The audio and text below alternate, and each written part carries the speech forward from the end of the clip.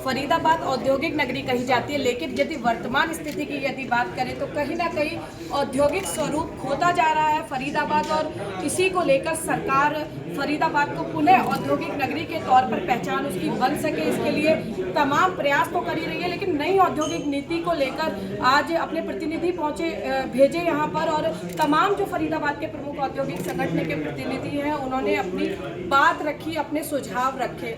नरेंद्र अग्रवाल जी शहर का जाना माना उद्योग जगत में नाम है। नरेंद्र जी, फरीदाबाद में नरेंद्र अग्रवाल सब जानते हैं, लेकिन आज एक दुखी उद्योगपति मंच पर नजर आया, टीस आपकी दिखाई दे रही थी। मैं एक्चुअली ये कुछ करना चाहता हूँ, लेकिन अपने आप को रिस्ट्रिक्टेड सा महसूस करते हैं, क्योंकि जैसे मैंने कहा कि भाई चंडीगढ़ है तो कहने को तो 300 किलोमीटर, लेकिन अगर क्या नाम एक महीने का काम एक साल में होगा तो 3000 किलोमीटर हो गए। तो with such kind of infrastructure ये थोड़ा सा मन को टीस पहुँचती है, तो लगता है कि भाई यार फिर किसके लिए कर रहा है, तो थोड़ा बैक टू पे आ गया। बच्चे भी सपोर्ट नहीं करते हैं। हाँ, एक चीज़ डेफिनेट है कि पिछले 3-4 महीने से, not for quite some time, but पिछले 3-4 महीने से कुछ डिफरेंट महसूस हो रहा है। ऐसा लग रहा है कि भाई शायद चीज़ें वापस ट्रैक पे आना चाह रही हैं, और अगर ऐसी क्या नाम है इसी तरह से पॉजिटिव वाइब्स आती रही तो हो सकता है कि 3-4 महीने बाद वी मे सी चेंज। जी बिल्कुल, देखिए सकारात्मकता है जो उद्योगपति हमेशा से रखते हैं। प्रमोद राणा जी हमारे साथ IMT एसोसिएशन फरीदाबाद से हैं। राणा जी, तमाम बातें हुई है, मेन मुद्दे क्या रहे आप साझा करें हमारे साथ कि क्या की पॉइंट्स रखे गए हैं कि प्रतिनिधियों ने औद्योगिक संगठनों के। बेसिकली क्या है कि जैसे ये न्यू पॉलिसीज़ बन रही हैं, तो इसमें जो मेरा मेन मुद्दा यही था कि जैसे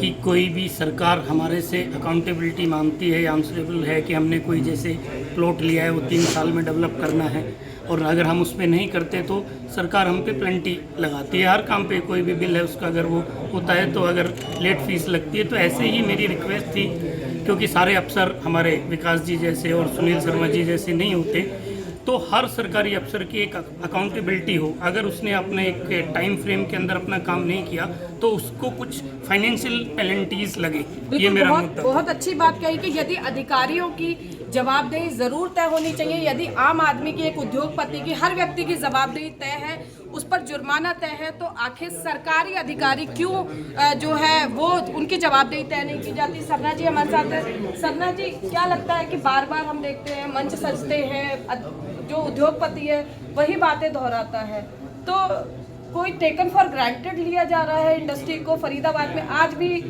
तमाम चर्चाओं में सड़क, पानी, सीवरेज, इसके लिए एक उद्योगपति हमेशा जूझता और लड़ता रहता है। ईज ऑफ डूइंग बिजनेस में कहाँ पर हम नंबर 3 पहुँचा हरियाणा इंडिया के अंदर, और अब उसके बाद सड़क के हम नीचे 14-16 नंबर पे आ गए। तो कहीं ना कहीं हमारी कमियां हैं ना, जब सड़क के लिए, पानी के लिए आज भी IMT में भी जूझ रहे हैं। जैसे अभी राणा जी ने बोला, हमारे प्रधान जी ने, कि ये सरकारी अफसर भी अकाउंटेबल होने चाहिए। मान लो हमने ईज ऑफ डूइंग बिजनेस में एक सर्टन काम के लिए 45 डेज टाइम दे दी, CLU के लिए, पर वो 45 डेज होना चाहिए। अगर वो सरकारी अफसर ने नहीं किया, he should also be accountable. लेकिन आज सुनील शर्मा ने बड़े अच्छे तरीके से डिस्कशन की है और पॉइंट सारे नोट किए हैं, एंड ही हैज़ सेड के भाई 31 मार्च में हमारी नई पॉलिसी बनेगी HSDC की, उससे पहले इनकॉर्पोरेट होंगे।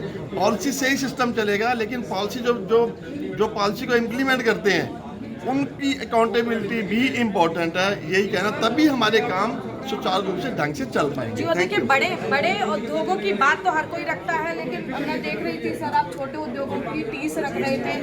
क्या कुछ परेशानियां हैं और कहाँ आपको लगता है कि ये गैप आ गया है कम्युनिकेशन में? सरकार जो है उन चीज़ों को बार बार रिपीट करना पड़ता है उद्योगपतियों को, सरकार संज्ञान नहीं लेती है। एक ही प्रॉब्लम हो तो बताया जाए, बहुत सारी प्रॉब्लम है, और जिनमें मैंने 2-4 के लिए साहब के सामने रिक्वेस्ट की है कि जैसे आज 16 साल पुराने प्लॉट हमारे अभी तक अलाट नहीं हुए हैं। हमारे लोग बाहर किराए के ऊपर धक्के खा रहे हैं, पॉलिटिंग यूनिट वाले छोड़ के दूसरी जगह जा रहे हैं। अगर सरकार उसको अलाट करेगी तो सरकार के पास रेवेन्यू आएगा और हम लोगों को सुविधा मिलेगी। सर, नॉन कन्फर्मिंग जोन का मुद्दा बहुत बड़ा है। मुख्यमंत्री जी भी आए थे, सर्वे की बात कही थी उन्होंने, लेकिन वो सर्वे कागजों में ही नजर आया। कागजों में ही है। तो लगता है कि आश्वासन देते हैं कि नॉन कन्फर्मिंग जोन जो टैक्स सारे अदा कर रहा है, लेकिन आज भी उन्हीं चीज़ों से जूझ रहा है। कुछ हल निकलेगा? हम उम्मीद तो करते हैं कि सुनील शर्मा जी ने जैसे आश्वासन दिया है, तो हमें उम्मीद है कि ये सर्वे अच्छे ढंग से दोबारा करवा के, और मेरी सबसे मेन पॉइंट है कि हमारे 300 फैक्ट्री हैं सेक्टर 58 में, वो काम की वजह से सफ़र कर रही हैं, क्योंकि 500 फैक्ट्रियाँ बाहर अनऑथराइज जोन में चल रही हैं, जो बिजली की भी चोरी करते हैं, अनऑथराइज तरीके से हर काम करते हैं कम रेट के ऊपर। तो मैं तो सरकार से भी विनती करूंगा, और आपके सामने मैंने इंडस्ट्रीज को भी यही बोला कि आप कंफर्म एरिया में काम करवाएं ज़्यादा। जी बिल्कुल। और देखिए, Faridabad chamber of commerce and industry के HK बत्रा जी हमारे साथ मौजूद है। उद्योगपति बहुत कम होते हैं जो मुखर होकर बोलते हैं, लेकिन बत्रा जी का नाम जाना जाता है।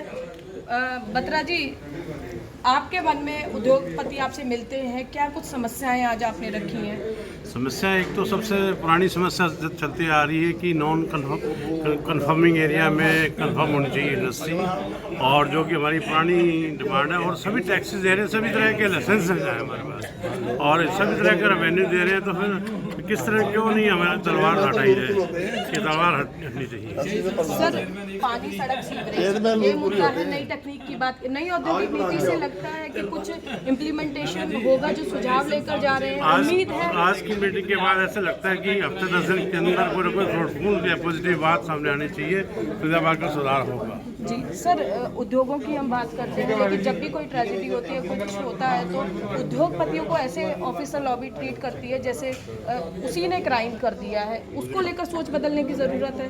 वो सोच बदलने के साथ साथ उसमें जागरूक होने की जरूरत भी है, और उसके भी अपना जो है ऑक्यूपाई रख के और अपना फैक्ट्री एक्ट के तहत चालान कटवा के अपना बच सकते हैं। ऐसा उसके भी है, लोगों को जागरूक होना पड़ेगा। तो देखिए, नई औद्योगिक नीति जो है उद्योगपतियों के लिए ईज ऑफ डूइंग का जो बात सरकार कहती है उसे सार्थक कर सके, और पीस ऑफ माइंड के साथ उद्योगपति अपना उद्योग चला सके।